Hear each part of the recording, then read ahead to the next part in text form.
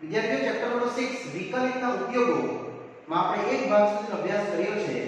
Basic સૂત્રો જે આપણે 10મા ધોરણમાં શીખ્યા હતા, ગોલક, નળાકાર, તે જ પ્રમાણે વર્તુળ, પછી એ જ પ્રમાણે અર્ધગોલક, શંકુ, એને લગતા બીજા પ્રશ્નોમાં આજે આપણે અભ્યાસ કરીશું એ જ સૂત્રનું વિકલન કરીને. નેક્સ્ટ આજે પ્રશ્ન આપણે જોશું 8 થી 6.1. ક્વેશ્ચન છે એક ગોળાકાર ફુગ્ગામાં કદ 900 સેન્ટીમીટર ક્યુબ પર સેકન્ડના દરે વધે છે. એટલે ગોળાકાર ફુગ્ગો છે એમાં હવા ભરવામાં આવે છે દર સેકન્ડે, એટલે સમયની સાથે વિકલન કરશું. અને જ્યારે હવા ભરવામાં આવે છે ત્યારે ફુગ્ગાની ત્રિજ્યા 15 સેન્ટીમીટર હતી, તો તે પછી ત્રિજ્યામાં શું વધારો થશે? અને એ શરત છે કે ફુગ્ગો ગોળાકાર જ રહે છે. ગોળાકાર એટલે વિદ્યાર્થી મિત્રો શું? આપણું ગોલક. ને આપણે ગોલકને સૂત્ર પ્રમાણે આ રીતે શીખ્યા છે. સમજો આ તમારા માટે ફુગ્ગો છે જે ગોળાકાર જ રહે છે હવા ભરવાથી. એટલેથી આ તમારી માટે ત્રિજ્યા અને ગોલક નું કદ એટલે જેને ઘનફળ કહેવાય, યસ, v. સૂત્ર ખ્યાલ છે તમને? 4/3 પાઈ r ક્યુબ. એ વધે છે કે દર સેકન્ડે, એટલે dv વર્સિસ dt આપણને આપ્યું છે 900 સેન્ટીમીટર ઘન પર સેકન્ડ. તો પૂછે છે ત્રિજ્યાનો વધારો શું થશે? એટલે dr/dt. આ પ્રશ્ન આપણો છે. વિદ્યાર્થીઓ પ્રશ્ન એકદમ શાંતિથી 2 વખત વાંચવાના, 3 વખત વાંચવાનું અને જોવાનું તમને શું આપ્યું છે અને શું પૂછ્યું છે. સમયને સાપેક્ષ વિકલન કરશું ઘનફળ. એકદમ ઈઝી. માટે ઘનફળ અથવા તમે કદ પણ કહી શકો. સૂત્ર છે આપણું v 4/3 પાઈ r ક્યુબ. બસ આનું વિકલન સમયને સાપેક્ષ એટલે t ને સાપેક્ષ વિકલન કરતા. એટલે વિદ્યાર્થીઓ dv/dt 4/3 પાઈ અને આનું વિકલન સમય t ને સાપેક્ષ એટલે 3r². પછી r નું t ને સાપેક્ષ વિકલન એ તો કરવું જ પડે. આ આપણે આપેલું છે 900, જેની કિંમત ભરી દઈશું આપણે. એટલે આ રહેશે તમારા માટે 900 4/3 પાઈ sin 3 અને r² એટલે વિદ્યાર્થીઓ ગોળકની ત્રિજ્યા આપેલી છે આ 15. પછી હવા ભરવામાં આવે છે તો 15 આપણે સીધું મૂકી દઈએ જે આપણી પાસે r² છે એટલે 15 નો સ્ક્વેર અને dr/dt વિદ્યાર્થીઓ આપણું એમ જ રહેશે. આ કેન્સલ. નાના પરથી ત્રિજ્યાનો વધવાનો દર dr/dt મળશે તમને 900/4 પાઈ અને 15 નો વર્ગ. મેં તો 15 × 15 જ લખીશ, 225 ની લખતા. કટિંગ રીતે કરવાનું છે. યસ, આ કટિંગ થશે તમારા માટે 15 6 90 900 કટિંગ થઈ જશે. 15 6 90 એટલે 60 આવશે. પછી આ 15 ચોખ્ખું 60 ની કટ થઈ જશે. ખાલી dr/dt મળશે કેટલું? 1/પાઈ. એકમ શામાં? સેમી પર સેકન્ડ. આટલા દરથી વિદ્યાર્થીઓ ત્રિજ્યા વધ્યા કરશે. જો ઘનફળ વધશે 900 સેમી ઘન પર સેકન્ડ, તો ત્રિજ્યા જે 15 સેમી તો છે પછી જે વધવાનું શરૂઆત થશે એ દર સેકન્ડે આટલી વધશે 1/પાઈ સેન્ટીમીટર. યસ વિદ્યાર્થીઓ, આ પ્રશ્ન આપણો પૂર્ણ થાય છે. હવે આગળ વધીએ.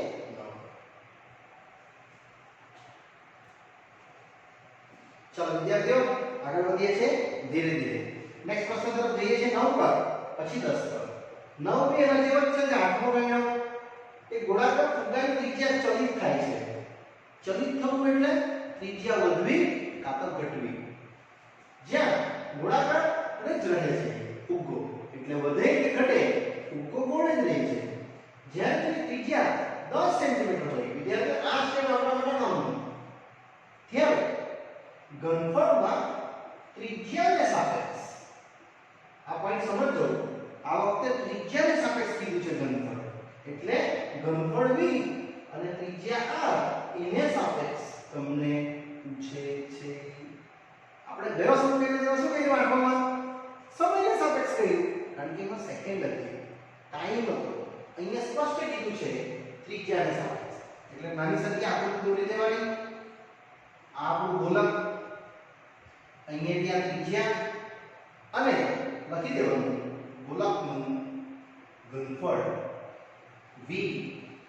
શું હતું સૂત્ર 4/3 પાઈ r³ અને આપણને ત્રિજ્યાની સાપેક્ષે પૂછે છે જ્યાં ત્રિજ્યા છે કેટલી આ 10 સેમી એટલે 10 સેમીનો ગોળાકાર ફૂગો છે જ.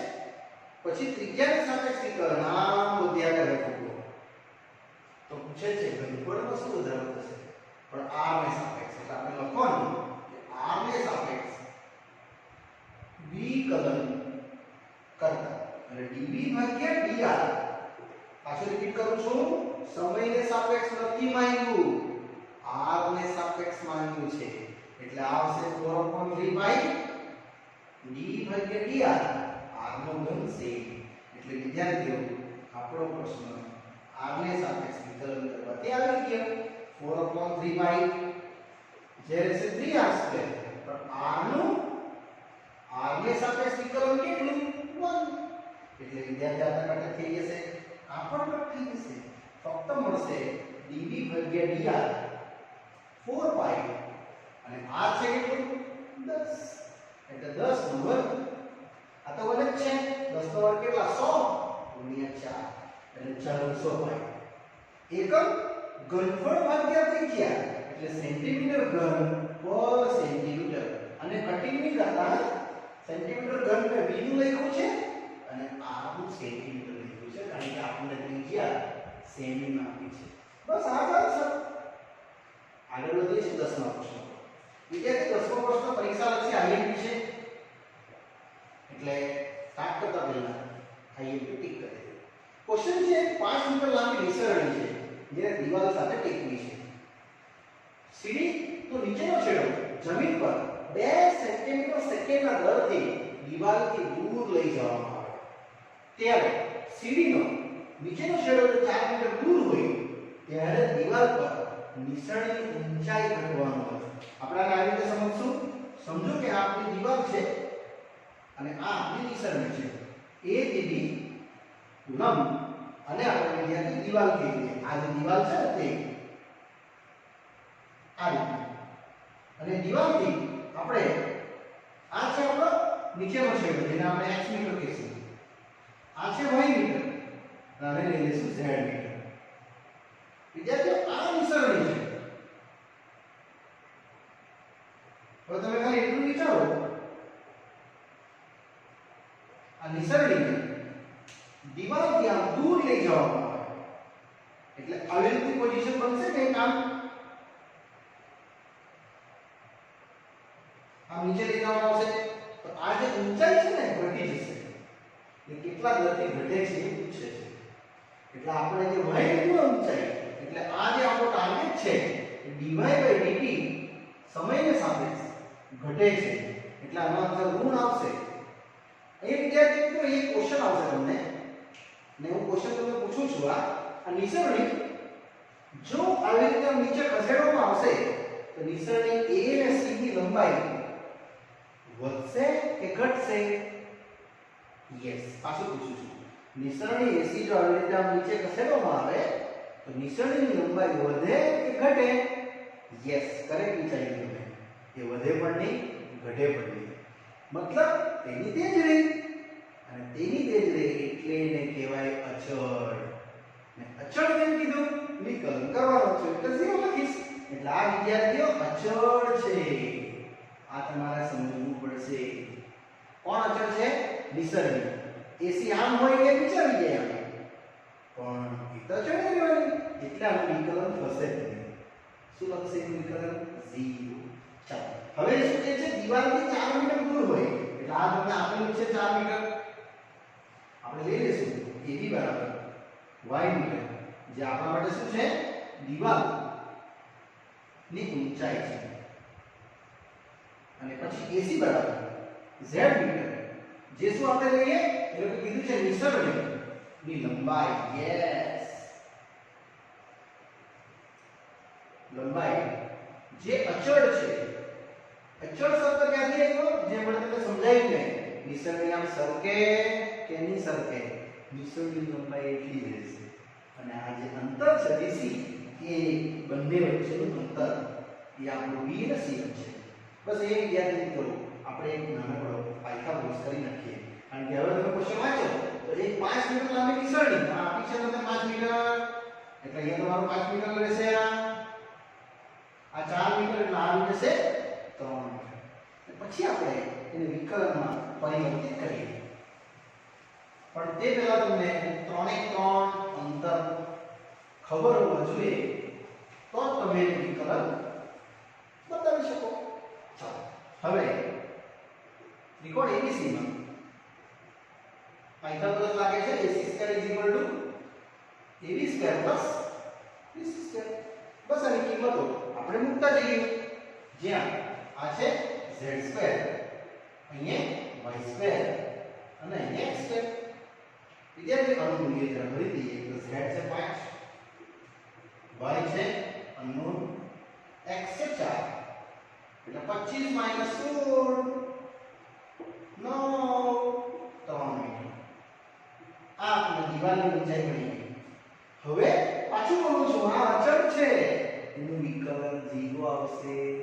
એટલે આ સ્ટેપ પાછું કરીએ કે Z² = Y² + X². વિદ્યાર્થી આ સ્ટેપ પાછું લાવ્યો છું અહીંયા, અને આ જોજો 2 સેન્ટીમીટર સેકન્ડના દરથી દિવાલથી દૂર જાય છે. એટલે આ dx/dt 2 સેન્ટીમીટર સેકન્ડના દરથી ક્યાં જાય છે? દૂર જાય છે, આમ જાય છે, વધે છે. તો તમને dy/dt પૂછે છે. એટલે અહીંયા આપણે લખશું સમય t ને સાપેક્ષ વિકલન કરતા. બહુ મજાનો પ્રશ્ન છે વિદ્યાર્થીઓ. આનું વિકલન તે જ રીતે આનું વિકલન અને તે જ રીતે આનું વિકલન.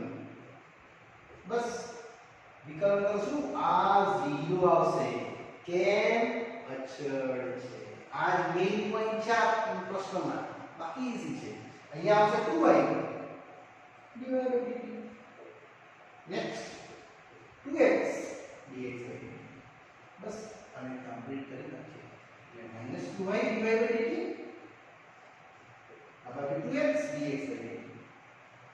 એમાંથી આ ટૂંકું કેન્સલ. વિદ્યાર્થીઓ ભાઈ કેટલા તમે શોધેલા? એ 3 મૂકવા પડે ને આપણે. એટલે dy/dt ટાર્ગેટ x 4 મીટર અને dx/dt આપેલું છે 2. બસ અહીં ભૂલ થશે તમારી.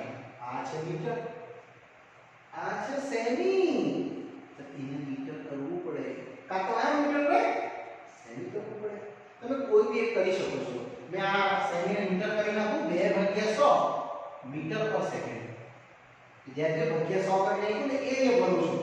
dx/dt કેટલું? 2/100 મીટર પર સેકન્ડ. 1 મીટર પર સેકન્ડ અને આ મીટર 1 મિનિટ લઈ લીધો આપણે. એટલે આપણો આન્સર આવી જશે dy/dt કેટલા? ભાગ્યા થઈ જશે. એટલે -4 * 2/100 ગુણ્યા 1.3. બસ આને થોડું કટિંગ કરી નાખીએ એટલે આપણો આન્સર આવી જાય. કેન્સલ થશે. 25 ચોકુ 100 એટલે 2/25 મીટર પર સેકન્ડ ના દરથી આ ઊંચાઈ ઘટશે. તમે આને મીટરની જગ્યાએ સેમી કરવું હોય એ પણ કરી શકાય. મેં બંને કહું છું કારણ કે તમને કોઈ વાર આસાન MCQ માં અલગ રીતે બી આપી શકે. એટલે 2/75 સેમી એટલે ગુણ્યા 100 સેમી પર સેકન્ડ. અને આને બી જરા ગણતરી કરીએ વિદ્યાર્થી, આપણો ઉત્તર આવી જાય. યસ, આવશે 25 ચોકુ 100 25 * 75 એટલે dy/dt -8/3 સેમી પર સેકન્ડ ના દરથી આ ઊંચાઈ ઘટે છે એટલે માઈનસ આવ્યું છે. this વિદ્યાર્થી આ પ્રશ્ન પરીક્ષા છે IMP આ બદલીને પણ તમને ડેટા આપી શકે. વિદ્યાર્થીની ભૂલ થાય છે તો અહીંયા થાય છે. સેમી ને મીટર ની કરે, આ તો મીટર ને સેમી ની કરે એટલે 1 મિનિટમાં નહીં લાવે એટલે આન્સર થોડો મિસ્ટેક છે. આ બંને આન્સર વિદ્યાર્થી મિત્રો સાચા છે. ચાલો વિદ્યાર્થીઓ નેક્સ્ટ પ્રશ્ન આવી રહ્યો છે આ ટોપિકમાં 11. ત્યારબાદ આપણે 12મો પ્રશ્ન જોઈશું. એક પદાર્થ આ વક્ર પર ગતિ કરે છે. વક્ર પર ગતિ કરે છે અને એમાં કીધું છે કે એ વક્ર પરના જે બિંદુઓ છે તેમાં y યામ તેમના એક્સિયમ કરતા 8 ગણી ઝડપથી વધે છે. એટલે આનો મીનિંગ એવો થયો વિદ્યાર્થી મિત્રો કે જે y નો વધવાનો દર છે એ એક્સિયમ કરતા 8 ગણો છે. એટલે એને તમારે આવું સમજવાનું કે y નો વધવાનો દર સમયને સાપેક્ષ આપણે લઈએ છીએ 8 ગણો x ને સાપેક્ષ વધવાનો દર. વિદ્યાર્થીઓ આ જે સ્ટેટમેન્ટનો મીનિંગ આ થાય. તો પૂછે છે કે બિંદુ ગણો. એકદમ ઈઝી. આપણી પાસે છે વક્ર 6y બરાબર x નો ઘન વત્તા 2 અને આને વિકલન કરી નાખીએ. કોની સાપેક્ષે? સમયની સાપેક્ષે. એટલે આપણે t ને સાપેક્ષ વિકલન કરતા વિદ્યાર્થીએ t ને સાપેક્ષ કીધું નથી, મેં લીધું છે. તમે θ ની સાપેક્ષ લઈ શકો. તો વધવાનો દર આપણે સમયની સાપેક્ષે લઈએ છીએ. એટલે આવશે 6 dy by dt. અહીંયા રહેશે 3x2 અને x નું dx by dt અને 2 નું 0. વિદ્યાર્થીઓ આ તમને ખબર છે અહીં એ આપણે મેળવી લેવાનું. એટલે 6 ગુણ્યા 8 dx by dt અહીંયા સેમ અને dx by dt આ બી સેમ. હવે તમે dx by dt ને કટ કરી નાખો. ઉત્તર જ આવી ગયો. આવી કેન્સલ 3 2 જા એટલે ટોટલ x સ્ક્વેર મળશે 8 * 16. એટલે વિદ્યાર્થી x મળવાનો મને કેટલા? +4. અહીંયા તરફ કટ થશે 8 * 16 ને 16 નું વર્ગમૂળ. હવે એકવાર 4 લેવા આવે -4. બે ઉત્તર બતાવું છું. એટલે પહેલું જો x = 4 તો તમે એમાં મૂકી દેશો વક્રમાં 6y અહીંયા 4 નો ઘન. આમાં કિંમત બદલી જે વક્ર છે ને આપણો એમાં એટલે એકવાર 4 મૂકીશ એકવાર -4 મૂકીશ એટલે આવશે તમને 6y 4 નો ઘન. યસ 4 નો ઘન 64 વત્તા 2 એટલે 66 ભાગ્યા 6 એટલે 11 આવશે. અને એ જ રીતે વિદ્યાર્થીઓ જો તમે x બરાબર -4 મૂકશો અહીં તો તમને પાછો જ પડશે 6y -4 નો ઘન વત્તા 2 એટલે ઓછા 64 વત્તા 2 એટલે ટોટલ આવશે તમારું કેટલું? ઓછા 62 ભાગ્યા 6 એટલે 31 * 62 એટલે 3 * 6 એટલે આ એક બિંદુ સાચું. એટલે અહીંયા તમને મળેલ બિંદુઓ વિદ્યાર્થીઓ તમે લખી શકો. પહેલું બિંદુ આવ્યું 4,11 અને બીજું આવ્યું -4, -31/3. વિદ્યાર્થીઓ આ રીતે આપણો આનો ઉત્તર -4 થી -31/3 અને આ 4,11 આપણે બનાવી શકીએ. કેટલું ઈઝી છે વિદ્યાર્થીઓ. જોયું ખાલી આપણે y અને x ના આ પૂરું આપેલું છે લીધું કિંમત એટલે ઉત્તર. નેક્સ્ટ પ્રશ્ન આવે છે એ જ રીતે 12. હવાના પરપોટાની ત્રિજ્યા. વિદ્યાર્થી હવાનો પરપોટો એટલે વર્તુળ કે ગોલક? યસ ગોલક. તમારે વર્તુળ ના કહી શકો, પરપોટો છે. અંદર એર ભરેલી છે, હવા ભરેલી છે, એની ત્રિજ્યા વધે છે. એટલે આ ત્રિજ્યા dy by dt half centimetre પર સેકન્ડ ના દરથી વધે છે. તો પૂછે છે પરપોટાની ત્રિજ્યા જ્યારે 1 સેમી હોય ત્યારે કદમાં થતો વધારો. એટલે જ્યારે r બરાબર 1 સેમી ત્યારે કદ એટલે dv by સમયને સાપેક્ષ dt આપણને પૂછે છે. એકદમ ક્લિયરલી સમજી લેજો. પ્રશ્ન વાંચીને તમને શું આપ્યું છે અને શું મેળવવાનું છે. આપણને ત્રિજ્યા વધવાનો દર આપ્યો છે અને કદ એટલે ઘનફળ વધવાનો દર પૂછે છે. યસ અહીંયા પરપોટો એટલે ગોલક સમજજો, વર્તુળ ના સમજતા. યસ ગોલક નું ઘનફળ વિદ્યાર્થીઓ ઘનફળ છે 4/3 પાય. બસ સમયની સાપેક્ષ વિકલન કરી દો dr/dt તો આપેલું જ છે એટલે અહીંયા t ને સાપેક્ષ વિકલન જો આપણે કરીએ તો dv/dt અહીંયા આવશે 4/3 પાઈ અને r3 વિકલન t ને સાપેક્ષ એટલે 3r² dr/dt અને આ વિદ્યાર્થીઓ તમારો ટાર્ગેટ છે આ તો આપેલું જ છે બસ એક વસ્તુ ચેક કરી લેજો એકમ સેમ છે સેમી નહીં તો પેલું નિશાની વાળું જેવું નહીં થાય મીટર અને સેમી બે આપેલું ત્યારે આપણે એક એકમ બનાવી કાઢવાનો એટલે અહીંયા રહેશે તમારું ઉત્તર 3 કેન્સલ dv/dt 4 પાઈ અને r છે કેટલું 1 વર્ગ અને dr/dt કેટલું હાફ આપ્યું જ છે બસ થઈ ગયો ઉત્તર આ કેન્સલ 2 ગુણ્યા 2 એટલે dv/dt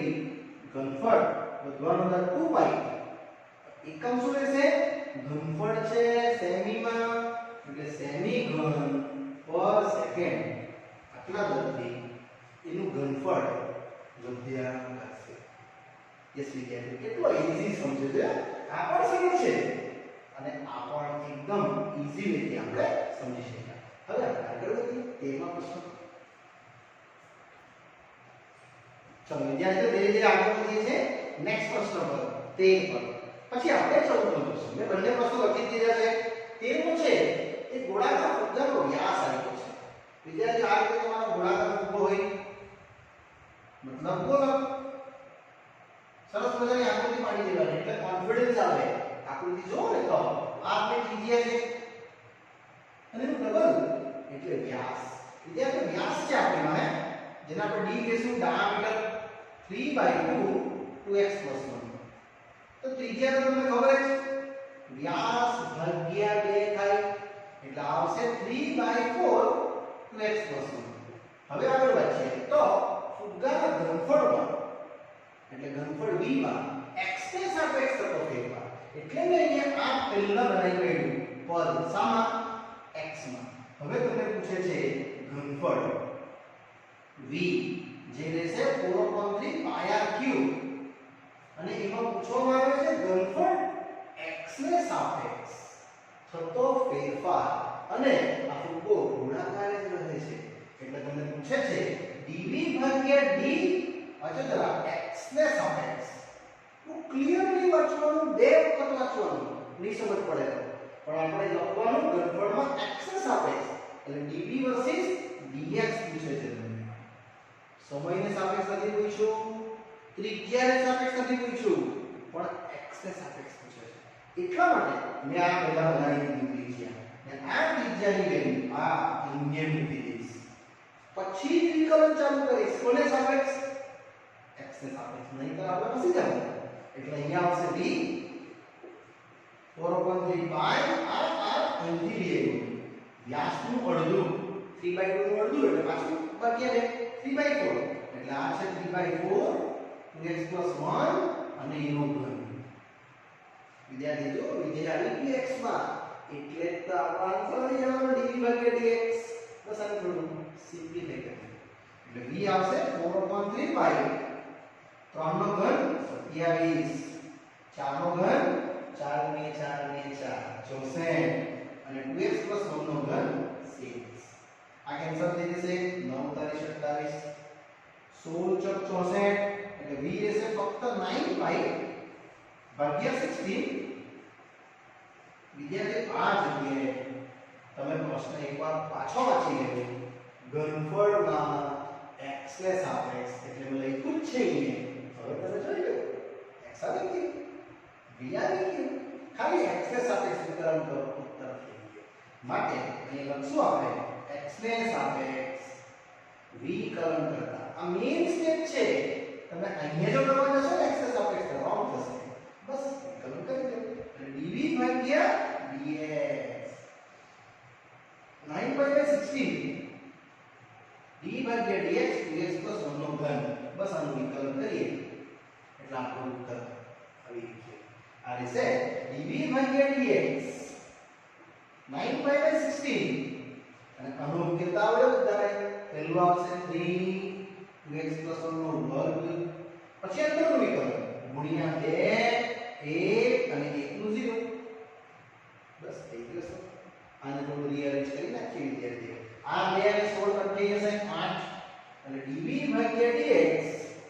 9 તારી 27 પાઈ ભાગ્યા 8 2x + 1 નો વર્ગ આટલો ઉત્તર એ ઘનફળનો x ને સાપેક્ષ વિકલન આપ્યું. વિદ્યાર્થી મિત્રો આમાં એકમ નથી આપ્યું એટલે ઉત્તર આપવો રહેશે 27 પાઈ / 8 2x + 1 નો વર્ગ. એકદમ ઈઝી. ચલો વિદ્યાર્થીઓ, ઉમ્મીદ કરું છું તમને સમજ પડે છે. કોની સાપેક્ષ કરવાનું એ ક્વેશ્ચનમાં આપેલું હોય એને જોઈને જવાનું. હવે 14 નો પ્રશ્ન. 14 નો પરીક્ષા લક્ષી આઈએમપી છે એટલે આને પહેલા ટીક કરી દેજો. આઈએમપી લિસ્ટમાં પ્રશ્ન પહેલા આપણે વ્યવસ્થિત વાંચી લઈએ. એક પાઇપ દ્વારા 12 સેન્ટીમીટર ઘન પર સેકન્ડ એટલે સમય ના દરથી રેતી નાખવામાં આવી રહી છે. આ રેતી દ્વારા જમીન પર શંકુ બને છે. ડેફિનેટલી આ રેતી નીચે પડતી હોય તો બાય નેચરલ શંકુ બની જ જાય અને શંકુમાં ઊંચાઈ પાયાની ત્રિજ્યા કરતા 1.6 ગણી રહે છે.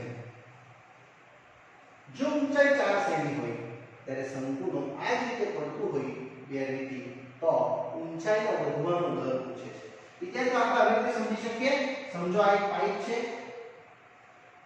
આમાંથી રેતી પડે છે. આમ સીધી રેતી પડ્યા જ કરશે એક જ જગ્યાએ તો 100% શું બનશે?